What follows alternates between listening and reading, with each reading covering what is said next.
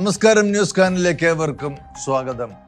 ഖലിസ്ഥാൻ തീവ്രവാദത്തിന്റെ ഈറ്റില്ലമായി മാറിയിരിക്കുന്ന കാനഡയിലെ ഖലിസ്ഥാൻ ഭീകരൻ ഹർദീപ് സിംഗ് നിജ്ജാറിന്റെ കൊലപാതകത്തിൽ ഇന്ത്യക്ക് പങ്കുണ്ടെന്ന് ആരോപിച്ച് ഇന്ത്യക്കെതിരെ ഉപരോധവും നിയന്ത്രണവുമായി കാനഡ രംഗത്തെത്തിയിരിക്കുകയാണ്. കഴിഞ്ഞ ജൂണിൽ കാനഡയിലെ ബ്രിട്ടീഷ് കൊളംബിയൻ ഗുരുദ്വാരയ്ക്ക് മുമ്പിൽ വെച്ചാണ് കടുത്ത ഖലിസ്ഥാൻവാദിയായ ഹർദീപ് സിംഗ് വെടിയേറ്റ് കൊല്ലപ്പെട്ടത്. നിജ്ജാറിന്റെ കൊലപാതകത്തിന് ശേഷം 3 മാസങ്ങൾ പ്രത്യേകിച്ച് കുഴപ്പമൊന്നുമില്ലാതിരുന്നെങ്കിലും ആകസ്മികവും അടിയന്തരവുമായ കാരണങ്ങളാൽ ഇന്ത്യക്കെതിരെ നിയന്ത്രണങ്ങളുമായി കാനഡ രംഗത്ത് വരികയും ഇന്ത്യൻ ഏജന്റുകളാണ് നിജ്ജാറിനെ വകവരുത്തിയതെന്നും കാനഡയിൽ കയറി വന്ന് ഒരു കനേഡിയൻ പൗരനെ കൊല്ലുക എന്ന് പറഞ്ഞാൽ അത് രാജ്യത്തിൻ്റെ പരമാധികാരത്തെ തന്നെ ചോദ്യം ചെയ്യുന്ന കാര്യമാണെന്നുമൊക്കെ പറഞ്ഞാണ് ഇന്ത്യൻ നയതന്ത്ര പ്രതിനിധിയെ പോലും പുറത്താക്കിക്കൊണ്ട് കാനഡ ഇന്ത്യക്കെതിരായ നീക്കത്തിന് ആക്കം കൂട്ടിയത്. As I've said, India and the government of India needs to take this matter with the utmost seriousness. We are doing that. We are not looking to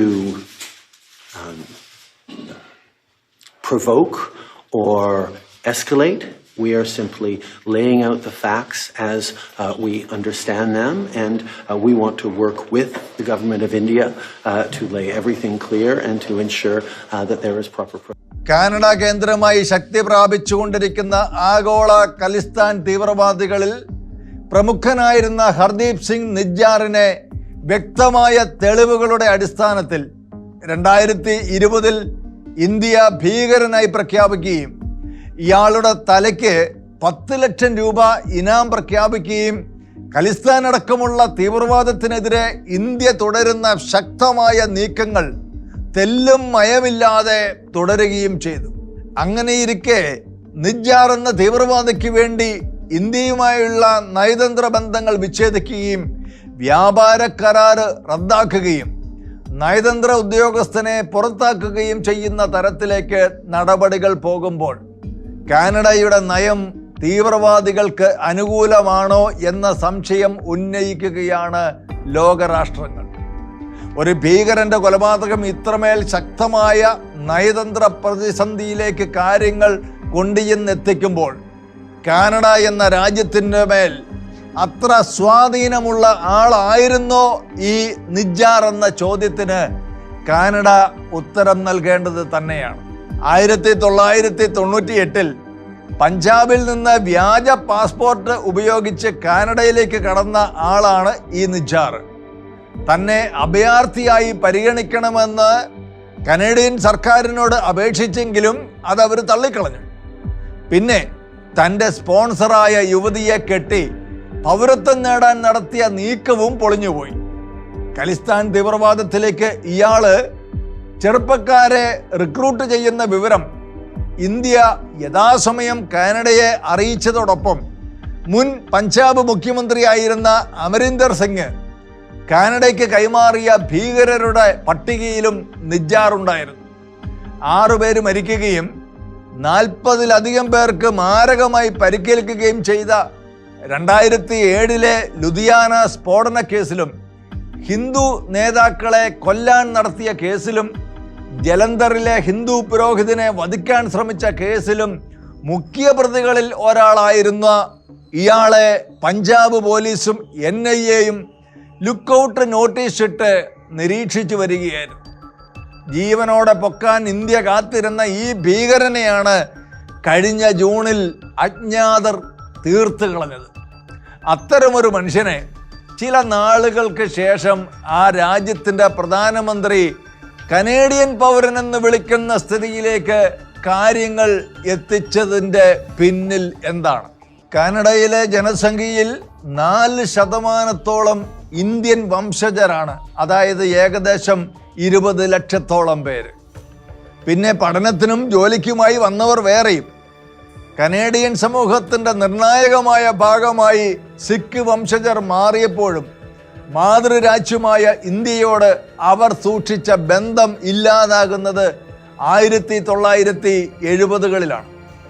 Pokhran ആണവ പരീക്ഷണത്തിന് കാനഡ നിർമ്മിച്ചു നൽകിയ ഉപകരണങ്ങൾ ഇന്ത്യ പുനർനിർമ്മിച്ചു എന്ന കാരണത്തിൽ അന്ന് തുടങ്ങിയ അസ്വാരസ്യം കാലങ്ങൾക്ക് ശേഷം ഇപ്പോൾ ഒരു തീവ്രവാദിക്ക് വേണ്ടി ശതഗുണീഭവിച്ചിരിക്കുകയാണ്. കൂട്ടമായി കാനഡയിലേക്ക് ഒഴുകിയ പഞ്ചാബിലെ ഖലിസ്ഥാൻവാദികളുടെ പൂർവ്വചരിത്രം നോക്കാതെ കാനഡ അവർക്ക് അഭയം നൽകുകയും ക്രമേണ കാനഡ ഖലിസ്ഥാനികളുടെ സുരക്ഷിത താവളമാകുകയും ചെയ്തു എന്നുള്ളതാണ് ചരിത്രം. അവരിൽ പ്രധാനിയായിരുന്നു എയർ ഇന്ത്യ കനിഷ്കയ്ക്ക് നേരെ ആക്രമണം ആസൂത്രണം ചെയ്ത തൽവീന്ദർ സിംഗ് ബാർബർ. ഖലിസ്ഥാനികളും ഇന്ത്യയുടെ നിതാന്ത ശത്രുവായ പാകിസ്ഥാനും തമ്മിലുള്ള ബന്ധവും അവിടെ തുടങ്ങുകയാണ്. അതിൽ IS ബന്ധവും തീവ്രവാദി റിക്രൂട്ട്മെന്റും ഉണ്ടായിരുന്നുവെന്നാണ് റിപ്പോർട്ടുകൾ. ടൊറന്റോ ഉച്ചകോടിയിൽ വെച്ച് മുൻ പ്രധാനമന്ത്രി മൻമോഹൻ സിംഗ് ഇതേക്കുറിച്ച് വ്യക്തമായ മുന്നറിയിപ്പ് നൽകുകയും ചെയ്തു. അപ്പോഴും ഖലിസ്ഥാനികൾ ഇന്ത്യക്കെതിരെ കരുക്കൾ നീക്കുകയായിരുന്നു. 2015 ജസ്റ്റിൻ ട്രൂഡോ അധികാരത്തിൽ വന്നതോടെ ഖലിസ്ഥാനികൾ തുടങ്ങിയ രാഷ്ട്രീയ കളികൾ ഇപ്പോൾ നിജ്ജാർ വധത്തിൻ്റെ ഉത്തരവാദിത്തം ഇന്ത്യയുടെ മേൽ കെട്ടിവെച്ച് ട്രൂഡോയെ വിറപ്പിച്ച് രാഷ്ട്രീയ നേട്ടത്തിന് കളമൊരുക്കിക്കൊണ്ടിരിക്കുകയാണ് ഖലിസ്ഥാൻ തീവ്രവാദികൾ. ട്രൂഡോ സർക്കാരിന് നിർണായകമായി ഭരണ പിന്തുണ നൽകിയിരിക്കുന്ന ന്യൂ ഡെമോക്രാറ്റിക് പാർട്ടി ശക്തമായി തന്നെ ഖലിസ്ഥാൻ വാദം ഉന്നയിക്കുന്നവരാണ്. നിജ്ജാർ വധത്തിൽ പ്രതിഷേധിക്കുന്ന അവരുടെ നേതാവ് ജഗമീത് സിംഗിൻ്റെ ശക്തമായ സ്വാധീനവും സമ്മർദ്ദവും കനേഡിയൻ സർക്കാരിൻ്റെ ഇന്ത്യ വിരുദ്ധ നിലപാടുകൾക്ക് പിന്നിലുണ്ടെന്നാണ് റിപ്പോർട്ടുകൾ. 2013 ഇന്ത്യ വിരുദ്ധ പരാമർശം നടത്തിയതിൻ്റെ പേരിൽ ഇദ്ദേഹത്തിൻ്റെ ഇന്ത്യൻ വിസ റദ്ദാക്കിയിരുന്നു. അമേരിക്കയിലും കാനഡയിലും ഖലിസ്ഥാൻ ശക്തി പ്രാപിക്കുന്നതും തുടർച്ചയായി അവർ ഇന്ത്യ വിരുദ്ധ നിലപാടുകൾ കൈക്കൊള്ളുകയും അമേരിക്കയിലെ ഇന്ത്യൻ എംബസി ആക്രമിക്കാനുള്ള നീക്കമടക്കമുള്ള ഇവരുടെ നിലപാടുകൾ വളരെ ഗൗരവത്തോടെയാണ് ഇന്ത്യ കണ്ടുകൊണ്ടിരിക്കുന്നത്. ചില പാകിസ്ഥാൻ തീവ്രവാദ സംഘടനകളോട് കൈകോർത്ത് പഞ്ചാബ് അടക്കമുള്ള മേഖലകളിൽ ഖലിസ്ഥാനികൾ നടത്തുന്ന പ്രകോപനപരമായ പ്രവർത്തനങ്ങൾക്കും കനേഡിയൻ സിഖ് ഭീകരവാദികൾക്കും എതിരെ ഇന്ത്യ കനേഡിയൻ സർക്കാരിന് കൃത്യമായ മുന്നറിയിപ്പുകൾ നൽകിയിരുന്നെങ്കിലും അവരതൊന്നും പരിഗണിച്ചിരുന്നില്ല. അത്തരം സാഹചര്യത്തിലാണ് ആഗോള തീവ്രവാദത്തിനെതിരെ ശക്തമായ നീക്കങ്ങൾ നടത്തുന്ന ഇന്ത്യയെ പ്രതിരോധിക്കാനും കനേഡിയൻ സർക്കാരിനെ സമ്മർദ്ദത്തിലാക്കാനും ഖലിസ്ഥാനികൾ നടത്തിയ നീക്കം കടുത്ത രാഷ്ട്രീയ അന്തഛിദ്രത്തിന് വഴി തുറന്നിട്ടിരിക്കുന്നത്. ഏതായാലും ട്രൂഡോയുടെ ഉമ്മാക്കി കാണിച്ചപ്പോൾ ഇന്ത്യ പേടിച്ചില്ലെന്ന് മാത്രമല്ല, ഉരുളയ്ക്ക് ഉപ്പേരി പോലെ മറുപടിയും കൊടുത്തപ്പോൾ കാനഡ വാസ്തവത്തിൽ ഞെട്ടിപ്പോയി. എന്നാലും ആരുടെയൊക്കെയോ താല്പര്യം സംരക്ഷിക്കാൻ ഇന്ത്യക്കെതിരെ പ്രസ്താവന നടത്താൻ US, ഓസ്ട്രേലിയ എന്നിങ്ങനെ 4 രാജ്യങ്ങളെ ഒപ്പം കൂട്ടാൻ ശ്രമം നടത്തിയെങ്കിലും അതും ചീറ്റിപ്പോയി. ബ്രിട്ടനും ഇന്ത്യക്കെതിരെ ഒരു കളിക്കും ഇല്ലെന്ന് തീർത്തങ്ങോട്ട് പറഞ്ഞു. ഈ ഘട്ടത്തിൽ കാനഡയിലെ ഇന്ത്യൻ പൗരന്മാരുടെ സുരക്ഷയെ മുൻനിർത്തി ശക്തമായ നടപടികളുമായി ഇന്ത്യ മുന്നോട്ട് പോവുകയാണ്. ഇന്ത്യ വിരുദ്ധ അജണ്ടയെ എതിർക്കുന്നതിനെതിരെ ചില തീവ്രവാദ ശക്തികളുടെ പ്രവർത്തനങ്ങൾ ചില കനേഡിയൻ പ്രവിശ്യകളിൽ സജീവമായതിനാൽ കാനഡയിലുള്ള ഇന്ത്യക്കാർ ഒട്ടാവയിലെ ഇന്ത്യൻ ഹൈക്കമ്മീഷനിലോ ടൊറന്റോയിലെ കോൺസുലേറ്റിലോ നിർബന്ധമായും രജിസ്റ്റർ ചെയ്യണമെന്നും യാത്ര ചെയ്യുന്നവർ ജാഗ്രത പാലിക്കണമെന്നും വിദേശകാര്യ മന്ത്രാലയം മുന്നറിയിപ്പ് നൽകിയിരിക്കുകയാണ്.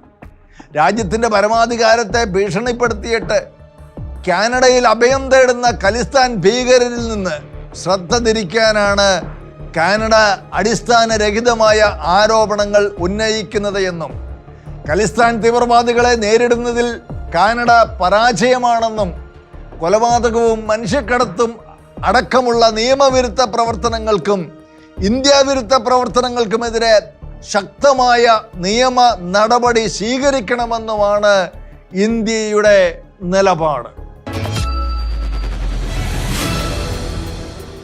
പാവപ്പെട്ടവന്റെ ചില്ലിത്തുട്ടുകൾ നിക്ഷേപിക്കുന്ന സഹകരണ ബാങ്കുകളെ അടപടലം കട്ടുമുടിക്കുന്ന പെരുംകൊള്ളയുടെ വിശദാംശങ്ങൾ കരുവന്നൂർ തൊട്ട് ED വന്ന് പൊളിച്ചടുക്കുമ്പോൾ കേരളത്തിലെ ജനങ്ങൾ പെരുങ്കള്ളന്മാരെ കണ്ട് ചങ്കത്ത് കൈവച്ച് നിലവിളിക്കുകയാണ്. തൃശൂർ അയ്യന്തോളിലെ സഹകരണ ബാങ്കിലും അഴിമതിയും വെട്ടിപ്പും പൊക്കാനെത്തിയ ED ആദ്യം പൊക്കിയത് CPM-ലെ കരുത്തനായ സംസ്ഥാന കമ്മിറ്റി അംഗവും തൃശൂരെ വലിയ നേതാവുമായ MK കണ്ണനെ തന്നെയായിരുന്നു.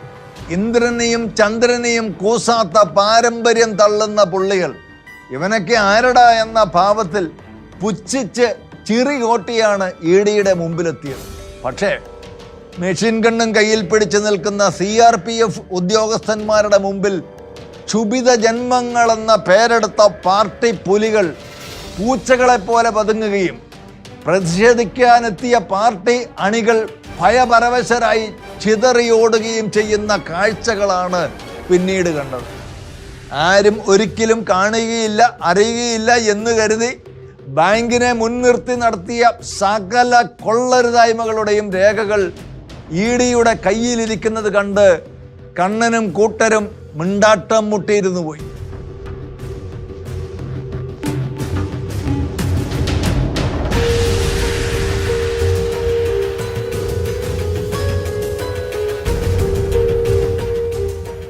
കരുവന്നൂർ ബാങ്ക് തട്ടിപ്പിലെ മുഖ്യ പ്രതിയായി ED അറസ്റ്റ് ചെയ്ത സതീഷ് കുമാർ 4 അക്കൗണ്ടുകളിലായി അയ്യന്തോൾ ബാങ്കിൽ കോടികളാണ് വെളുപ്പിച്ചത്.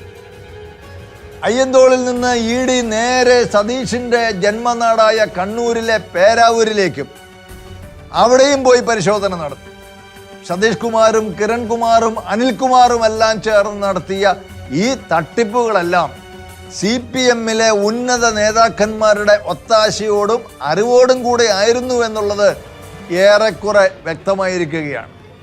ഇനി ഉടനെ തന്നെ കണ്ണൂരിലെ വലിയ നേതാക്കന്മാർ പലരും കുടുങ്ങുമെന്നും ആ അന്വേഷണം നേരെ ക്ലിഫ് ഹൗസിലേക്കും എത്തുമെന്നാണ് റിപ്പോർട്ടുകൾ. എന്നാൽ ലാവലിനടക്കം തനിക്കെതിരെയുള്ള സകല പ്രതിസന്ധികൾക്കുമെതിരെ പൂഴിക്കടകൻ പ്രയോഗിച്ച് കളി തനിക്ക് അനുകൂലമാക്കാൻ ശ്രമിക്കുന്ന പിണറായി ഇപ്പോൾ തൻ്റെ കയ്യിലെ വെറും ചട്ടുകങ്ങളായ കേരള പോലീസിനെ ഉപയോഗിച്ച് EDക്കെതിരെ കള്ളക്കേസെടുക്കാൻ കളത്തിലിറങ്ങിയിരിക്കുന്ന കാഴ്ചകളാണ് ഇപ്പോൾ കണ്ടുകൊണ്ടിരിക്കുന്നത്. ഏതായാലും കേരളത്തിലെ രാഷ്ട്രീയം കലങ്ങിമറിയുന്ന കാഴ്ചകളാണ് ഇപ്പോൾ നമ്മൾ കാണുന്നത്. എന്നാൽ ഇതിനൊന്നിനും ഒതുക്കാനാകാത്ത ഒരു മഹാമേരുവിനെ പോലെ അഴിമതി സർക്കാരിൻ്റെയും അതിന് നേതൃത്വം കൊടുക്കുന്ന പിണറായിയുടെയും മുഖം മൂടി പച്ചയ്ക്ക് വലിച്ചു കീറുകയാണ് മൂവാറ്റുപുഴ MLA മാത്യു കുഴൽനാടൻ. അദ്ദേഹത്തിന്റെ ഏറ്റവും പ്രധാനമായിട്ടുള്ള പ്രതികരണം വന്നത് ആ ഇന്ററിം സെറ്റിൽമെന്റ് ബോർഡിന്റെ ഓർഡറിൽ പരാമർശിക്കുന്ന PV ഞാനല്ല. ഈ സംസ്ഥാനത്ത് അല്ലെങ്കിൽ ഈ രാജ്യത്ത് എത്രയോ PVമാരുണ്ട് എന്ന നിലയിൽ പറഞ്ഞു.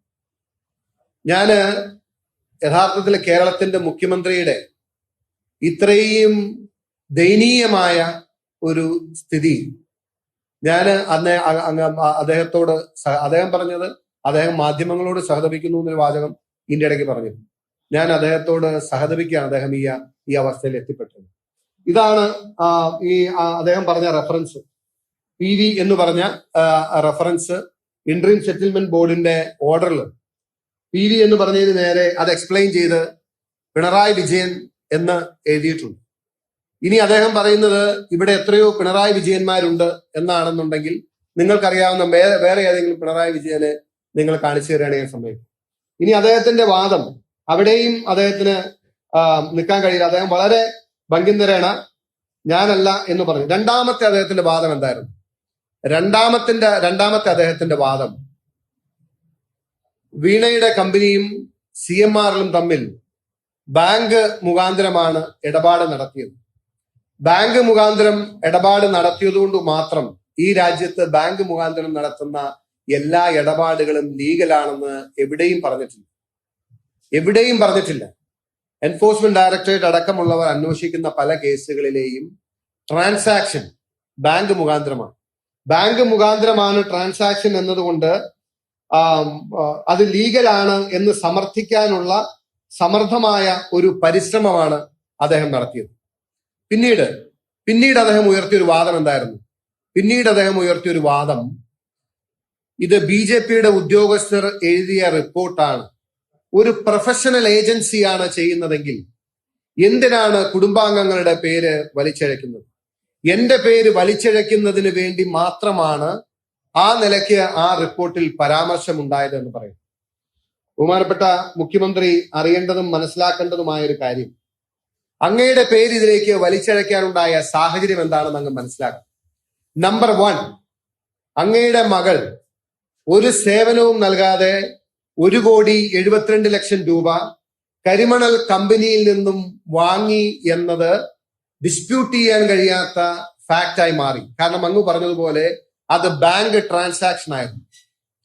ആ bank transaction whether it was against any service provided, ഏതെങ്കിലും സേവനം നൽകിയതിന് നൽകിയ പണമാണോ എന്ന് ആധികാരികമായി പരിശോധിച്ചപ്പോ തെളിവുകളുടെ അടിസ്ഥാനത്തിൽ അവർ കണ്ടെത്തി എക്സാലോജിക്കോ വീണ വിജയനോ CMRL എന്ന് പറയുന്ന കമ്പനിക്ക് ഒരു സേവനവും നൽകിയിട്ടില്ല എന്ന് കണ്ടെത്തി.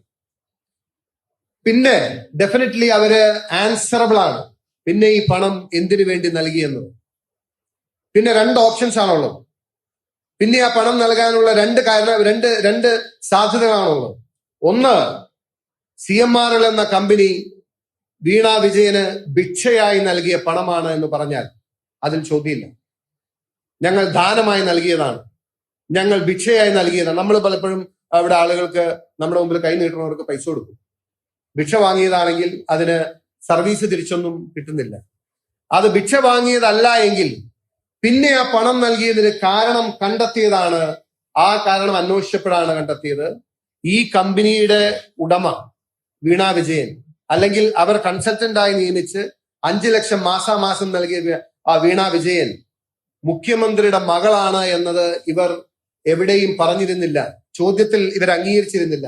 പക്ഷെ പിണറായി വിജയനെ കുറിച്ചുള്ള പരാമർശം ആ ചുരുക്കപ്പേര് എഴുതിയെടുത്ത് മാത്രമല്ല, വീണ വിജയൻ ഈ പണം കൈപ്പറ്റിയത്, ഈ പണം വീണ വിജയന് നൽകിയത് അവരുടെ അച്ഛൻ ഈ സംസ്ഥാനത്തെ നിയന്ത്രിക്കുന്ന ഏറ്റവും പ്രധാനപ്പെട്ട രാഷ്ട്രീയ നേതാവാണ് എന്ന് പറഞ്ഞ് അദ്ദേഹത്തിന് ഇതിനു മുമ്പ് വലിയ തുക, ഏറ്റവും കൂടിയ തുക അദ്ദേഹത്തിന് നൽകിയിട്ടു. അദ്ദേഹം ഈ പാരഗ്രാഫ് കാണാഞ്ഞിട്ടാണോ? കാരണം അദ്ദേഹം ഇത് പറയുന്നത് എന്തുകൊണ്ടാ? കേരളത്തിലെ ജനം മുഴുവൻ ഈ ഇൻട്രീം സെറ്റിൽമെന്റ് ബോർഡിന്റെ റിപ്പോർട്ട് വായിച്ചിട്ടിരിക്കുകയല്ലോ. സ്വാഭാവികമായിട്ടും നമ്മൾക്ക് കേൾക്കുമ്പോൾ തോന്നും PV എന്ന പരാമർശം ഇനി മറ്റാരെങ്കിലുമാണെന്ന് അദ്ദേഹം പറഞ്ഞത് ശരിയാണോ എന്ന്. യഥാർത്ഥത്തില് ഇന്ന് കേരളത്തിന് എനിക്കെതിരെ അദ്ദേഹം പറഞ്ഞൊരു വാചകമുണ്ട്. കേരളത്തിന്റെ നിയമസഭയുടെ ഫ്ലോറിൽ വെച്ച് അദ്ദേഹം എനിക്കെതിരെ പറഞ്ഞൊരു വാചകം ഇന്ന് കേരളത്തിന്റെ പൊതുസമൂഹത്തിന്റെ മുമ്പിൽ വെച്ച് ഞാൻ അദ്ദേഹത്തോട് പറയേണ്ട ഗതിയിൽ എത്തിയിരിക്കുകയാണ്. അങ്ങ് ഇന്നലെ പറഞ്ഞത് മുഴുവൻ പച്ച കള്ളമാണ്. 6-7 മാസങ്ങൾ കൂടി പത്രക്കാരെ മുഖം കാണിച്ച പിണറായി സ്വന്തം മുഖം രക്ഷിക്കാൻ നടത്തിയ കുതന്ത്ര നുണപ്പെത്തലാട്ടങ്ങളെ മുഴുവൻ കുഴൽനാടൻ പൊളിച്ച് കൈതോലപ്പായയിൽ പൊതിഞ്ഞ് അടുക്കിയിരിക്കുകയാണ്. പത്രക്കാര് മകളുടെ മാസപ്പടിയെപ്പറ്റി ചോദിച്ചപ്പോൾ ഉരുണ്ട് കളിച്ച പിണറായി ഞാൻ അല്ലെന്നങ്ങ് തട്ടിമുളിച്ചു.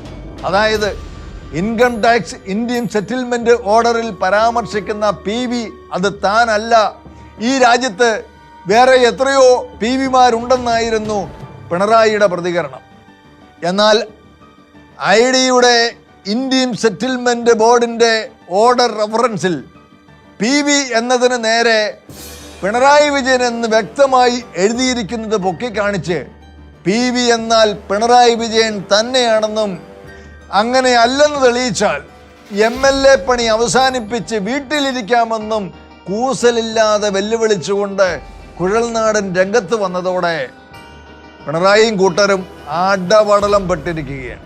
വീണ വിജയന്റെ എക്സാലോജിക്കും കരിമണൽ കർത്തായുടെ CMRLും തമ്മിലുള്ള കോടികളുടെ അവിശുദ്ധ ഇടപാടുകൾ ബാങ്ക് മുഖാന്തരം നടന്നതിനാൽ അതെല്ലാം ലീഗലാണെന്നും സുതാര്യമാണെന്നുമുള്ള പിണറായിയുടെ തള്ള് ശുദ്ധ കബളിപ്പിക്കലാണെന്ന് വിളിച്ചു പറഞ്ഞ കുഴൽനാടൻ വ്യക്തമായ തെളിവുകൾ നിരത്തി തന്നെ അത് പൊളിച്ചടുക്കി.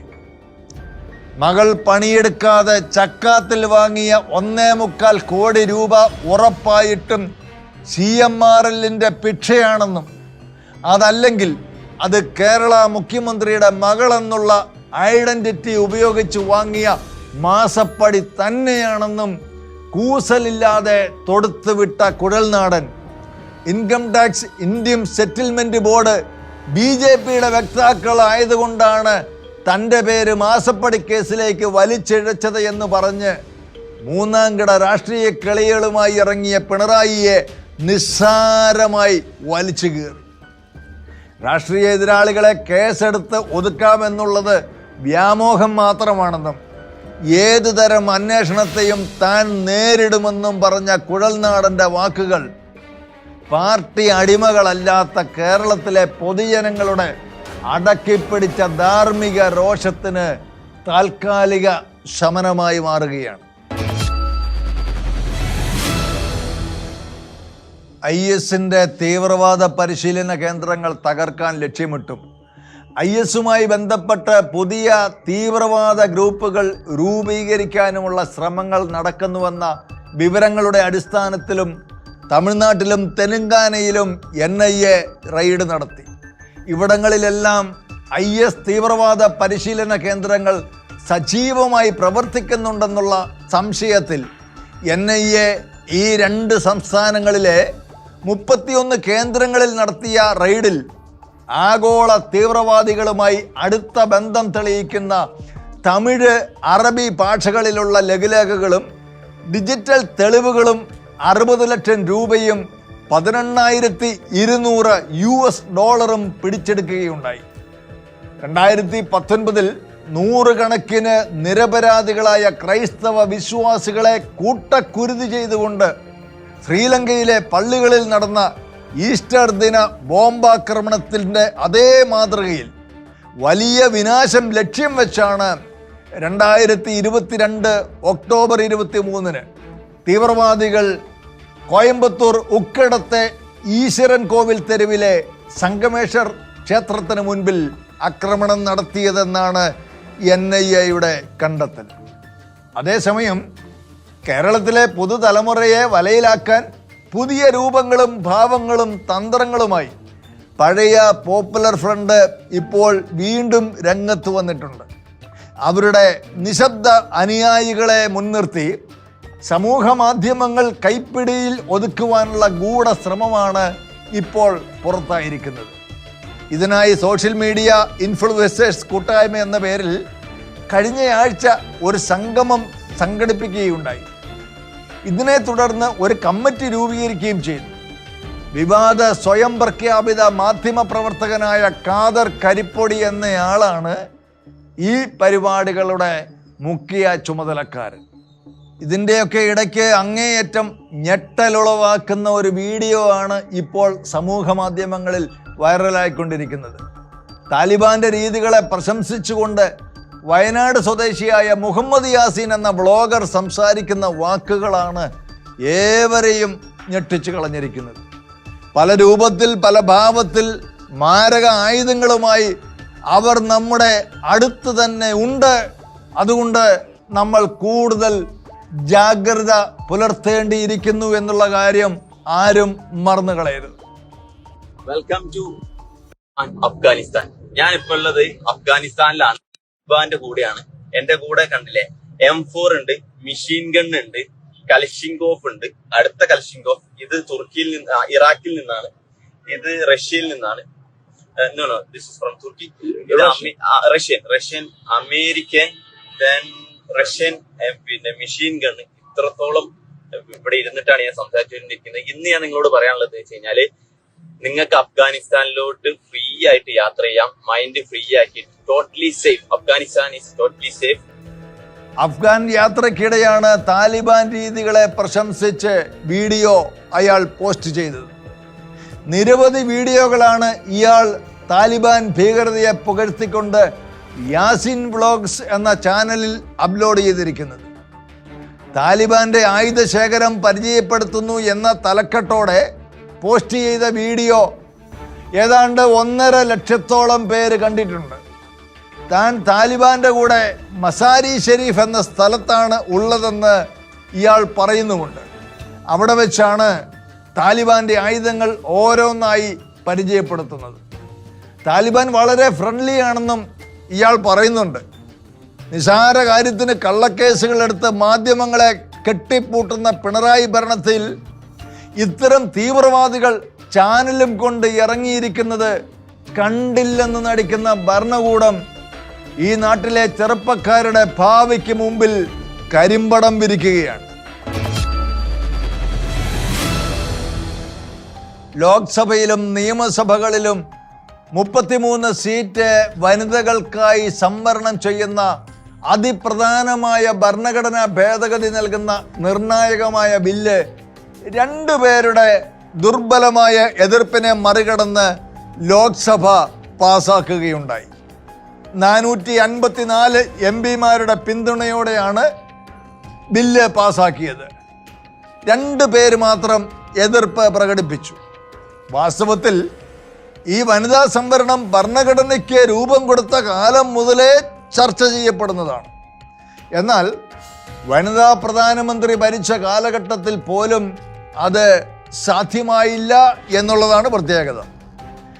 എല്ലാ കടമ്പകളും കടന്ന് ഇത് പ്രാബല്യത്തിൽ വന്നാൽ പെട്ടുപോകുന്നത് മുസ്ലിം ലീഗ് പോലെയുള്ള രാഷ്ട്രീയ പാർട്ടികളാണ്. കേരളത്തിൽ നിയമസഭാ തെരഞ്ഞെടുപ്പിൽ നിലവിലെ അനുപാതമനുസരിച്ച് അവര് 9 വനിതാ സ്ഥാനാർത്ഥികളെ കണ്ടെത്തേണ്ടതായി വരും. 10ാം ക്ലാസ്സിൽ ഉന്നത വിജയം നേടിയ പെൺകുട്ടിയെ അനുമോദിക്കുവാൻ സ്റ്റേജിൽ കയറ്റിയതിന് വളരെ രൂക്ഷമായ ഭാഷയിൽ വിമർശിച്ച സമസ്ത പോലെയുള്ള സംഘടനകളുടെ നേതാക്കന്മാർക്കും ഇതെങ്ങനെ ഉൾക്കൊള്ളാൻ കഴിയുമെന്നതും ഒരു ചോദ്യചിഹ്നം തന്നെയാണ്. നേതൃത്വങ്ങൾക്ക് മാത്രമല്ല, അണികൾക്കും ഇതൊട്ടും ദഹിക്കാത്ത ഏർപ്പാട് തന്നെയാണ്. മലപ്പുറത്ത് പഞ്ചായത്ത് തെരഞ്ഞെടുപ്പ് വരുമ്പോൾ വനിതാ സംവരണ വാർഡുകളിൽ മത്സരിക്കുന്നവരുടെ പരസ്യ ബോർഡുകളിൽ സ്ത്രീകളുടെ ചിത്രം ചേർക്കാതെ പകരം അവരുടെ ഭർത്താവിൻ്റെ പേരും ഫോട്ടോയും കൊടുത്തിട്ട് ഇയാളുടെ ഭാര്യയ്ക്ക് വോട്ട് ചെയ്യുക എന്നുള്ള അഭ്യർത്ഥനകൾ വ്യാപകമായ വിമർശനങ്ങൾക്കും പരിഹാസങ്ങൾക്കും കാരണമായിട്ടുള്ളതാണ്. സ്ത്രീകളെ പുരുഷന്റെ ലൈംഗിക സംതൃപ്തിക്ക് വേണ്ടി മാത്രമുള്ള കൃഷിയിടങ്ങളായി കാണുന്നവരെ സംബന്ധിച്ചിടത്തോളം സ്ത്രീകൾക്ക് പുരുഷനോടൊപ്പം തുല്യത എന്നുള്ളത് സങ്കല്പിക്കാൻ പോലും സാധ്യമല്ലാത്ത കാര്യമാണ്. എന്നാൽ വിശുദ്ധ ബൈബിളിൽ സഭയുടെ ആദ്യത്തെ മാർപ്പാപ്പയായ പത്രോസ് ലേഖനം എഴുതിയപ്പോൾ സ്ത്രീകളോടുള്ള മനോഭാവം എങ്ങനെ ആയിരിക്കണമെന്ന് വ്യക്തമായ കാഴ്ചപ്പാടും നിർദ്ദേശവും നൽകിയിട്ടുണ്ട്. ജീവദായകമായ കൃപയ്ക്ക് തുല്യ അവകാശിനി എന്ന നിലയിൽ അവളോട് ബഹുമാനം കാണിക്കുവിനെന്നാണ് പറഞ്ഞിട്ടുള്ളത്. മാത്രമല്ല, മറ്റനവധി സന്ദർഭങ്ങളിൽ സ്ത്രീകളുടെ മഹത്വത്തെ ഉയർത്തി കാണിക്കുകയും ചെയ്തിട്ടുണ്ട്.